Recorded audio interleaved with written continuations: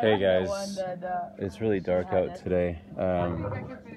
We're in Bali right now. It's pretty fucking crazy. They're celebrating some day where they're trying to get the bad spirits to go away, and so because they're trying to get the bad spirits to go away, they turn off the lights and they have all these ceremonies. Where like last night we were on the street and we were walking along the street and they had all these animals like dressed as animals or whatever, like plastic figurines, kind of walking around. And I found that interesting because I thought that reminds me of my paper mache projects in school. Um, and yeah, I thought that was really interesting. I was on a motorcycle. I don't like riding motorcycles that much because I'm actually scared of like when my motorcycle falls over, it's gonna scratch my knees. And I got bullied a lot as a kid, so I'm trying to like work on that. So like I'm like, oh, if someone like if even someone hates on the video, I'm like, that could actually be really useful because I'm like, if someone hates on the video, that could be like a way to reframe it.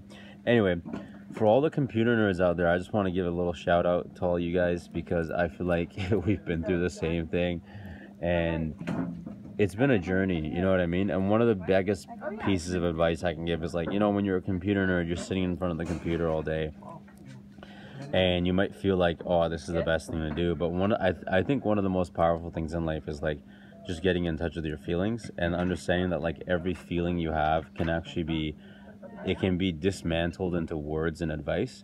So like, for example, in whatever situation you're in, you kind of sit with it, you feel the feeling that you're feeling, and then eventually you let that feeling kind of unravel itself and you kind of feel it and you feel like, what is that saying? You know, like, what is that telling me? What's that instinct? Like, if you had to unravel it into a word, and typically for me, it works like this, where like the feeling, if you try to unravel it into a word, the first thought that comes in your mind as you do it, I feel like that's the crux of the feeling. So life is magical. Like, as long as you own it and you live up to it, it's magical. But I feel like, I don't know, if you're stuck on the computer like I was for like 12 hours a day, you know, it can be a tough place to be. Because then your self-image starts to change a lot as well, and you don't really know where your self-image is going with that stuff. But once you kind of get a grasp and a handle of like your self-image, then you can kind of change how you want to perceive yourself. And then once you do that, then you realize like, you know, you can come off the way you want to other people, and then you can actually start lying, and that can be fun. Don't obviously lie to people in a bad way, but you can actually go out and like, I don't know, I sometimes do this in nightclubs where I go out and I pretend to be like a carpenter the whole night or something like that. And then I just try to see how long I can go with it.